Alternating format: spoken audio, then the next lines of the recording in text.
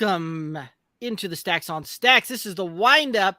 I am Derek from the Good Old Boys Fantasy Football Podcast, and you know my co-host here, Rumbles Robbie. How we doing today? Doing well, Derek. Make sure that you all like, comment, and subscribe over here on the YouTubes. If you're over on Twitter, make sure you dive off in that live chat. Do tap your screen, drop them hearts, all that good stuff. Share the content, but most of all, download the Stacks app available on iOS and Android. Link is in the description section. You can also get it at stacksapp.io. Yeah, link is also on Twitter bio. Yeah. Don't miss it. Don't miss the chance. We got lots of great stuff going on there. We got lots of fun things coming down the pike, as well as the fact of, all this other fun stuff going on. We just got fun conversations that are happening constantly and happening all the time.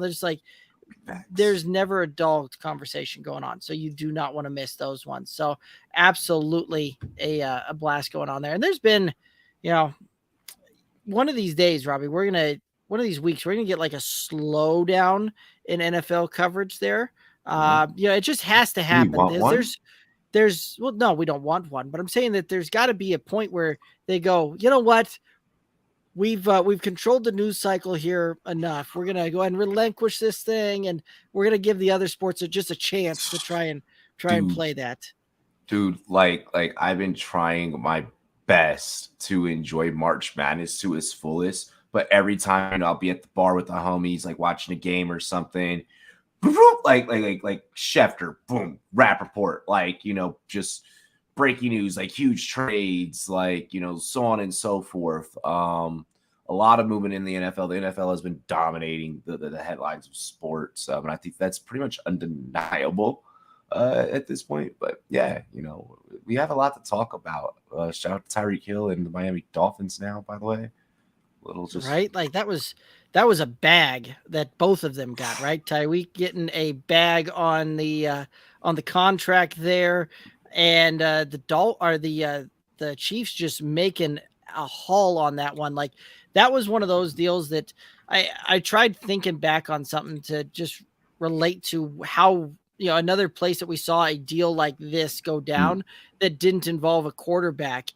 And the last time that I can remember something like this taking place with that much of a haul for one player that's a non-quarterback trading teams was Herschel Walker back in the 90s. It's the cheetah, bro. It's fastest man on earth, bro. Like as so he says on Snapchat, so hey, congrats to Tyreek. Congrats to Tyreek. Make sure you guys go like my TikTok that I dropped and like me on Stacks and check out P2W on Stacks, and then take your stuff that you drop, your reels and your TikToks that you drop, your reactions, and you can upload them from your camera reel onto Stacks.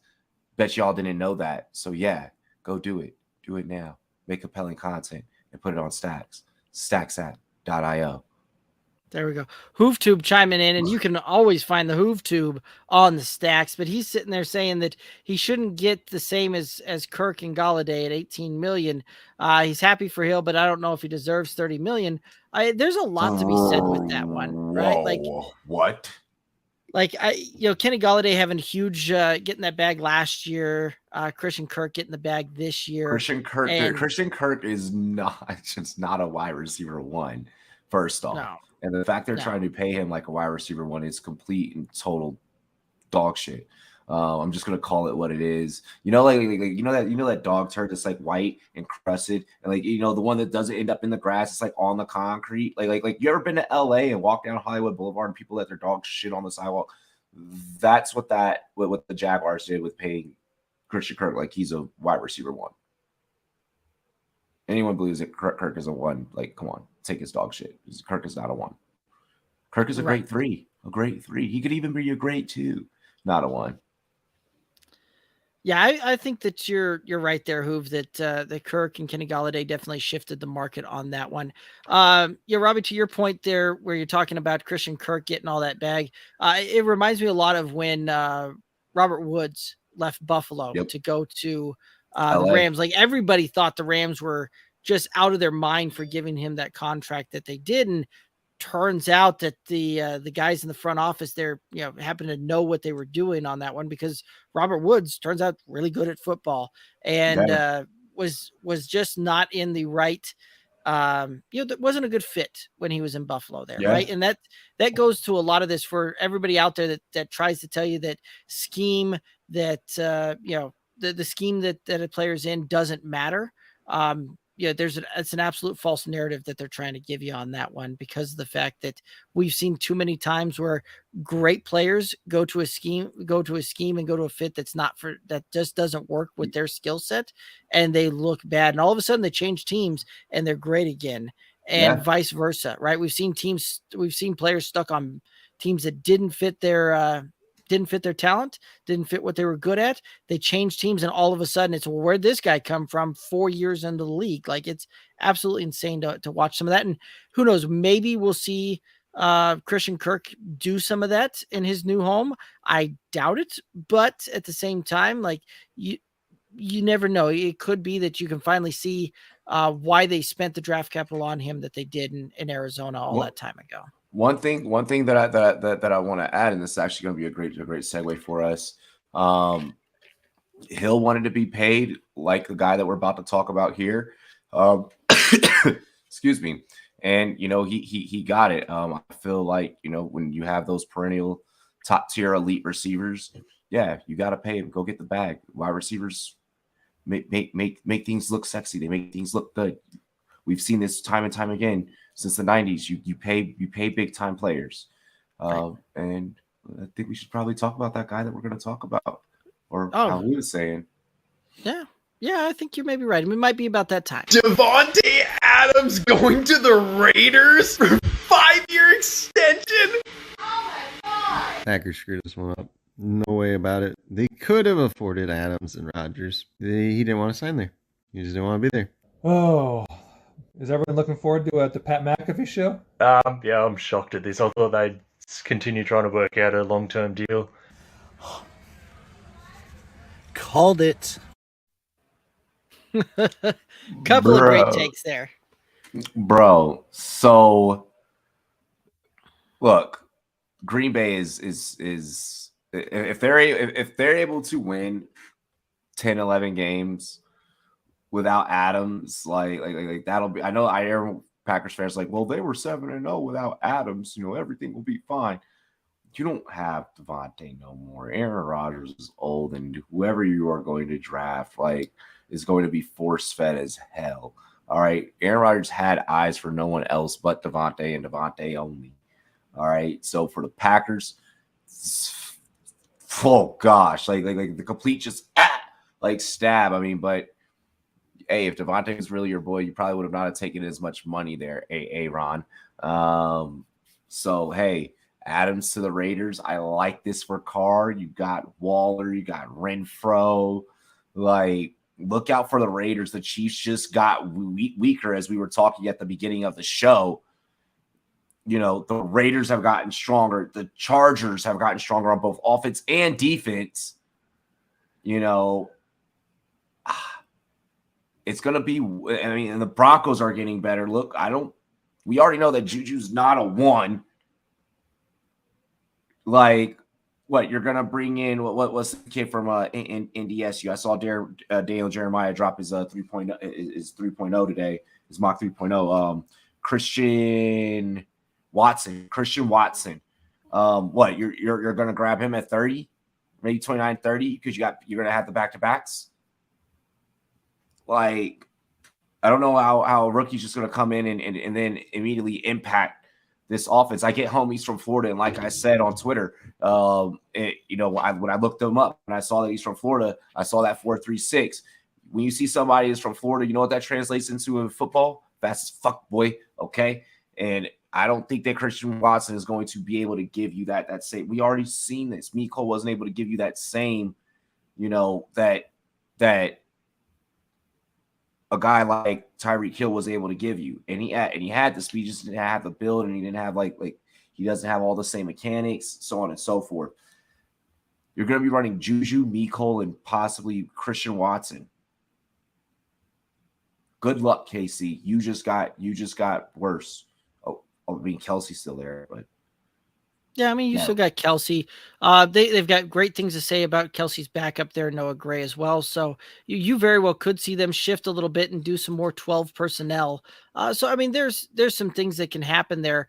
And this draft class does have some pretty decent rookies in it as well. Some guys that, while maybe didn't necessarily set the world on fire on the 40 time at the combine or at some of their pro days, they've still got some burners in this class that can go out there and have the have the college pedigree that would let us think that they're going to have successful NFL careers there. But to all that point, it's tough to trade away a guy that is certainly a top 5 wide receiver in the league. Some folks would argue that he is the best wide receiver in the league. I'm not one of those that would make that argument, but I would certainly land on that he's the top 5 wide receiver. He's a top 5. He's a top so, 5. So at that point, right, like it's tough to replace that. And it goes two ways, right? Like, Tyreek Hill, part of the reason that he was able to put up those statistics and part of the reason he's able to do that is the fact that you've got Travis Kelce that you can't always bracket Tyreek Hill. You can't, right? So that allowed Tyreek Hill to get behind the defense and allow for a lot of those long bombs. He's a specialist at that. And then you also have to consider this, how great does this really make Miami? I get that you have Mike McDaniels, who, coming from that Shanahan coaching tree there in San Francisco. I get that there's the 1-2 punch of him and Waddle, and like that is like, oh gosh. And if I'm correct, there's still a Devontae Parker there. You bring in Chase Edmonds. No, did Devontae leave? I haven't seen him re-sign. I believe he was a free agent this year. Yeah, I think he's still a free agent, but I could see him probably like sticking around and be like, oh, I'm gonna stick around for this. Right. You bring in Chase Edmonds. You bring in Chase Edmonds. Yeah. They tagged Gesicki. Yep, and they tag Gesicki. The only question here, the biggest question here is Tua still gonna be looking like Brucey from the longest yard back there under center? If he's freaking, is he gonna be able to accomplish the long bomb to Tyreek? We know that Waddle's the route runner. We know that Waddle's the cutter, the one that cuts. Is this team going to have to get a better quarterback? I think that we could see this team maybe in like a year. If the Tua don't get it together this year, we could see Tua out of town. Yeah, if he can't get Tyreek the ball, gone. Potentially, you're right there. This is one though that it reminds, these moves that they're making remind me very similar to what the Broncos did a few years ago, where they brought in all of this talent on offense and offensive weapons to put around Drew Lock and it was very much okay, the talent's there. What are you going to be able to provide us? And Drew Lock was bad. Yeah, it was, but it was one of those that you finally got the answer on what that was, right? Like this is one of those that the Dolphins can't. The Dolphins have essentially taken away the argument of he doesn't have weapons. He absolutely has the weapons around him to go out and do well. And I think that's why they kind of went all in on this. And the Dolphins still, with all that war chest of draft capital they still have a ton of draft picks in their belt, right? Like they don't have a first rounder this year, but they've got 2 next year. And they are going to go deep. Watch them go heavy on defense. Watch them go heavy on defense this year. I'm telling you, they're going to fuck it up. It's going to be, look, I keep calling for the end of Belichick's reign. I think it's coming sooner than later. I think that the end of Belichick's reign is coming sooner than later. I don't think that Mac Jones is all of that freaking amazing. I think that he was, out of the rookie quarterbacks that we saw and what we saw out of the rookie quarterbacks last year and the situations they were put in, he definitely looked the best and had the best situation. He had the best coach, obviously the greatest coach of all time. Many would argue, but Miami just got dangerous. Buffalo is still dangerous. Look for the Jets are the Jets. They're not taking off anytime soon. But look out, Patriots fans. Patriots fans, look out. Chiefs fans, get ready to buy and invest in Kleenex stock. For real. Drop the mic, FF. I'm talking to you.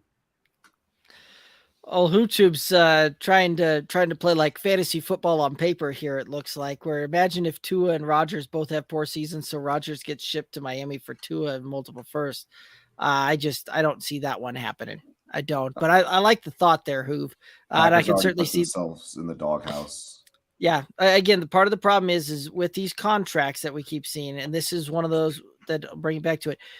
In the NFL, if you want to win the Super Bowl, which that's the goal of every team, right? Like there's nobody out here going, well, we just want to, we want to be a 500 team this year, right? Like every one of those teams comes out with the goal of we're going to win a Super Bowl this year. Yeah. Historically speaking, you can spend 12% of your salary cap on a quarterback. That's it. 12% of your salary cap on a quarterback. So that being the case, that puts that at 24 million and change this year with the salary cap to spend on a quarterback in order to win the Super Bowl. Yep. And the reason that I put that number out there is the fact that there hasn't been a team that has won the Super Bowl in the last 20 plus years that has spent more than 12% on their quarterback position, which we all are in agreement on. That is the most important position on the team. And in some cases, many would argue that is the most important position in professional sports to win and win football games or win games, period. You just spent more than that 12% for in both Devontae Adams and in Tyreek Hill's case on a wide receiver. You just went over that on a non-quarterback threshold. Like it is going to be very difficult for you to be able to put the pieces around it. But in Miami's defense, you haven't been relevant since Shula. Oh, I'm sorry. Well, yeah, it was Shula. It was Shula. What did I mean? I think like Matt Moore kind of took him like late to the playoffs, like a little but you haven't really been relevant since Shula was your coach. It's freaking 60s, 70s, bro. It's old as dirt. Yeah, Shula was there when Marino got when Marino got brought in. Marino constantly had them in the playoff hunt, constantly. Right? But it has, since Marino has left, they have had a couple of seasons shine here and there, but it has not been a consistent thing in 20 years. The trend right now, this is a copycat league. The trend right now is, Cincinnati, you just did that? You just became relevant?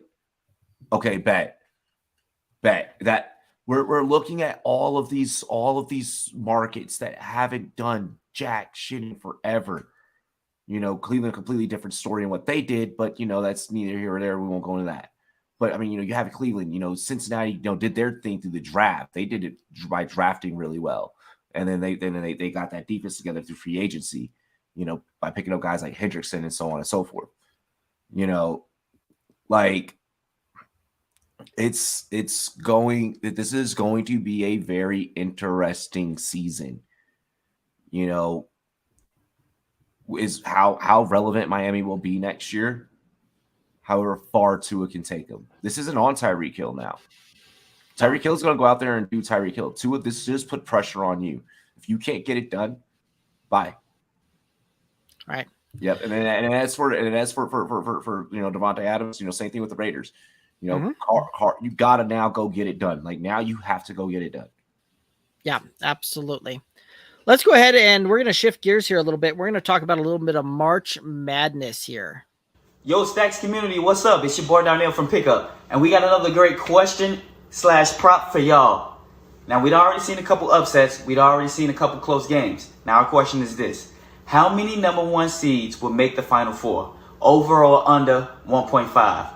Yeah, so actually, I got to be real with y'all. I think I only got 2 number one seeds getting to the Final Four. I'm going to say none.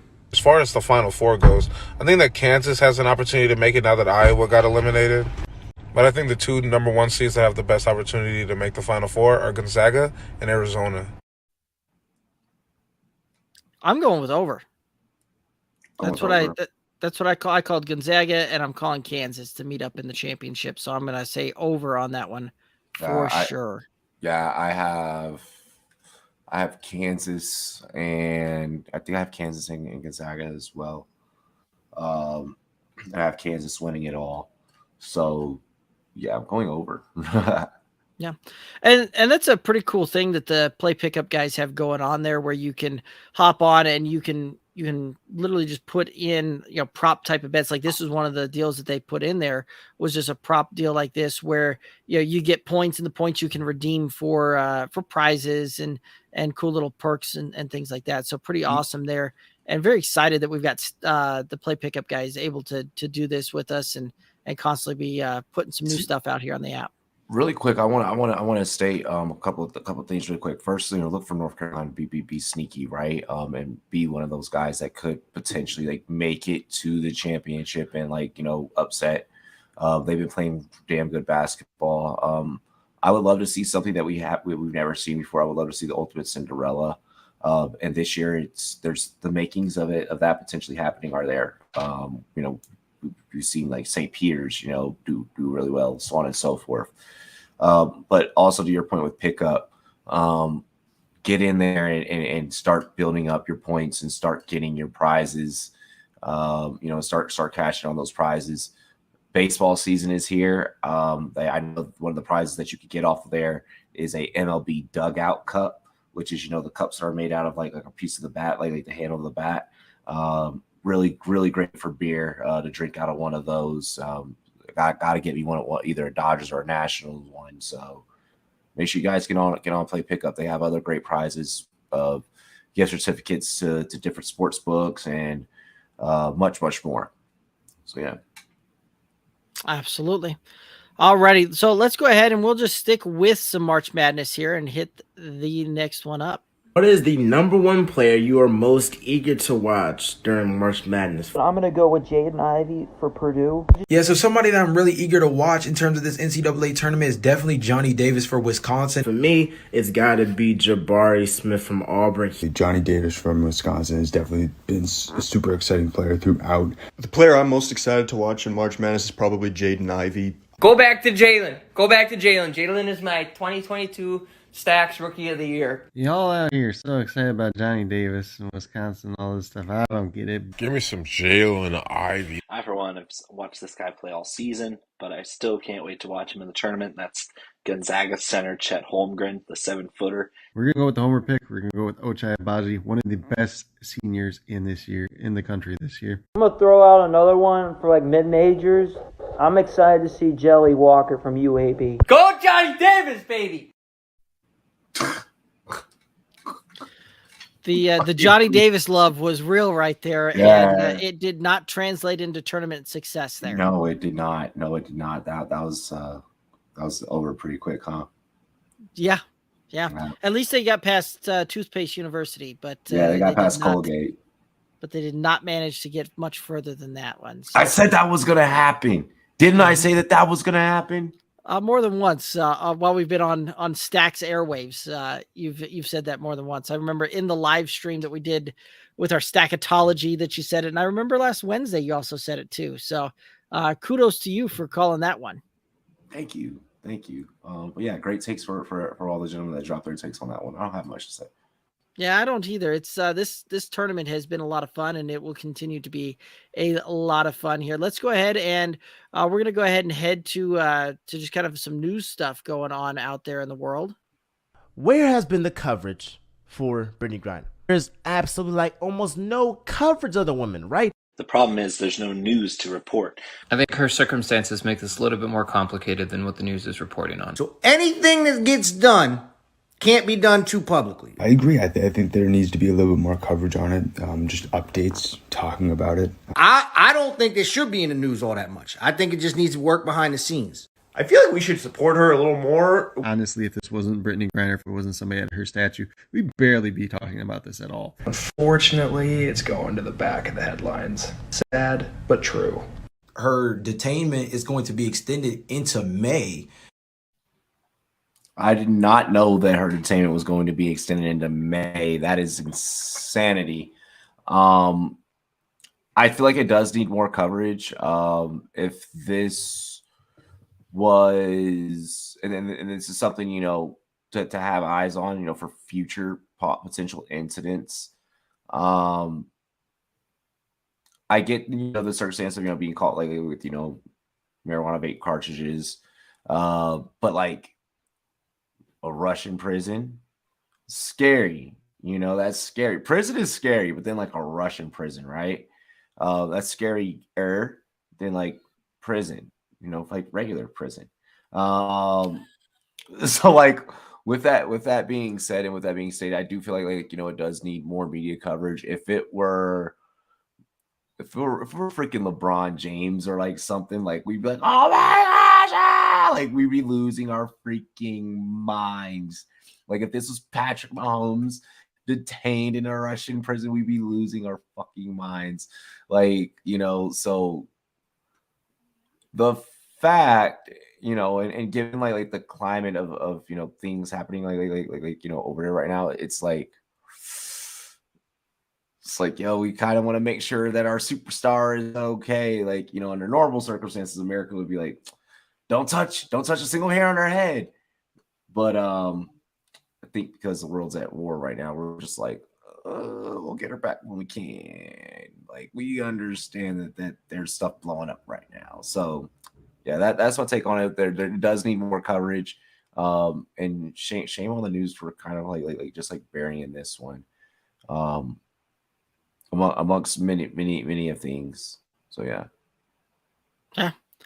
I don't really have anything to add on that one. So let's go ahead and head on into another NFL trade that happened here since the last time we were on the All right, so the Colts are reportedly finalizing a trade with the Falcons for Matt Ryan. What do you think about Matt Ryan and Indy? I think this is great for the Colts because all the downfalls of having Carson Wentz on your team, Matt Ryan doesn't have those problems. He's not turnover prone.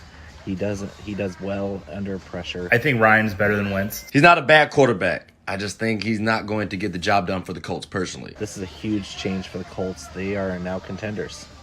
Who the is going to be throwing the ball to Kyle Pitts? Is Kyle Pitts going to have to throw to Kyle Pitts while Kyle Pitts blocks for Kyle Pitts? As far as the Falcons, like what the hell are they going to do at quarterback? How do you feel about Marcus Mariota throwing the ball to Kyle Pitts, Mr. Kyle Pitts lover?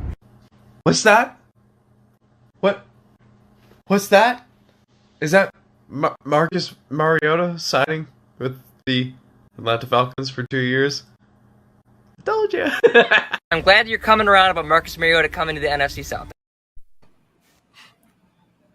Mariota is basura. Mariota is straight trash. If you have Kyle Pitts, see what you can get and see if you can improve your tight end situation in fantasy. Because he's going to be him and Cordell Patterson will be the only two relevant pieces of that offense, same as last year.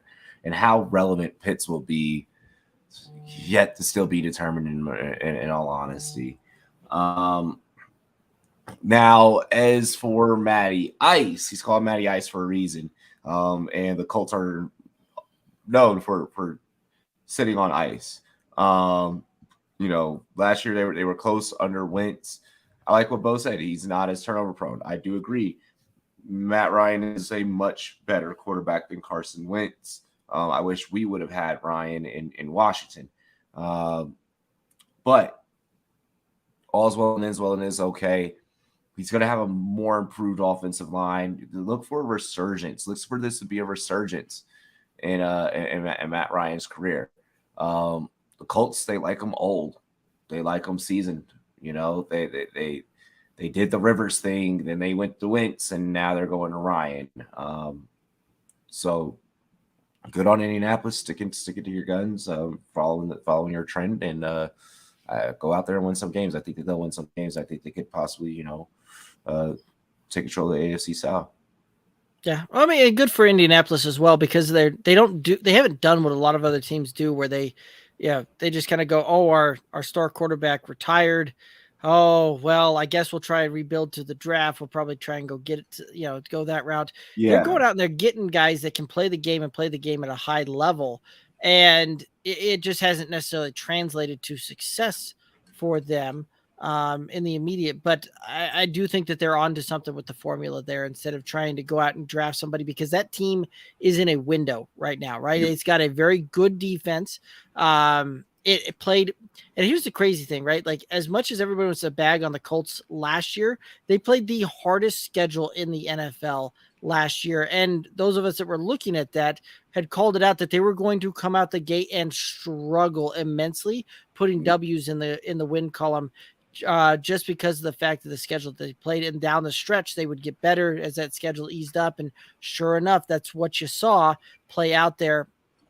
And it was just one of those that that the Titans had gotten too much of a lead out early on them, and they couldn't come back and win that division. So there's a lot of things to be said. It's still one of the best offensive lines in football, has a young, amazing, young, dynamic running back. In Michael Jonathan Pittman's Taylor. a star. Yeah, Michael Pittman's a star in the making. The only thing that concerns me with Indianapolis is they have to get a bona fide either one or two there, right? Like Michael Pittman has the makings of being a legit wide receiver one in the league. Like, but but right now he just can't seem to take that step forward to get to that legit number one without a number two there as well to help take some coverage and make it to the point where they can't just bracket him and really try and take him out of the game that way. So, I would look forward to Indianapolis possibly trying to spend a round one, round two pick on a wide receiver to bring them in. Go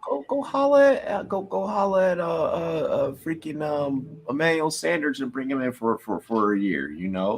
Yep, he's still out there. Jarvis Landry's still out there as well. Like that would be another good one. Paris Campbell is a guy that I've had high hopes on forever, and just I interview Paris. Coming out of college, I actually thought Paris Campbell would be far better than what Scary Terry has done. I think Terry's going to be better.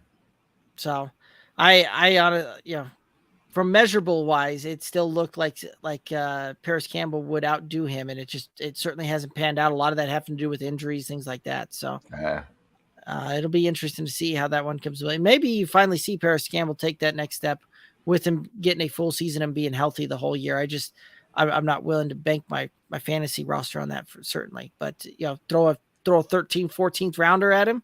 Sure. Probably worth a dart throw at that point. But bet you, speaking of really quick random hot take, bet you DK finds his way out of Seattle somehow next year. He's going to complain his way out of Seattle. Watch. Yeah, I could see it. Because next year you're going to see him, be eligible for free after next year. I think you're going to see him eligible for free agency. So, very well could be. Yep, very well he has an attitude problem. So he's a diva. It'll be interesting to see how those wide receivers up there do with the absence of one Mr. Russell Wilson. So they're gonna perish. It's gonna be bad. But yeah, it'll be interesting there. So yeah, absolutely. So lots of things still up in the air with free agency this year in the NFL, which is amazing because normally with the NFL, right, you get the legal tampering period and almost all the deals are done by then. And then you may have one or two free agents that, take 4 or 5 days after the free agency window to really kind of kick off. And this year has just been bonanzas. Somebody signs and then trades and then trades and then trades. And you've got all of these other pieces that start falling out from those pieces. So the NFL said, the world's back open. Let's get crazy. Yeah. Yeah, we need there's some stuff going on in other parts of the world. We need our news cycle back. Let's go ahead and just make some news here. So exactly. Hey, it's a nice distraction. Right. But yeah. Get them headlines rolling. Robbie, any final thoughts out there for the listeners and viewers? Download the Stacks app.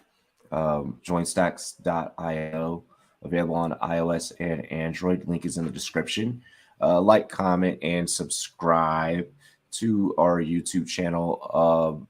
And also, like, remember, guys, like you can take, for those of you that are using other social media platforms, you can take that content and also put it on our social media platform. We have the upload feature. You can upload right from your camera reel into Stacks and interact with some of your favorite sports content creators and make your opinions heard amongst the voices of the sports nation, the sports universe. So make sure that you guys take advantage of all of our amazing features in app. Stacksapp.io. Go get it now. Get it. All right, guys. Well, that's going to do it for us. He's Rum Boys Robbie. I'm Derek from the Good Old Boys Fantasy Football Podcast. You've been watching the Stacks on Stacks Windup. Make sure you download the app and come converse with us. Have a good one. Be safe.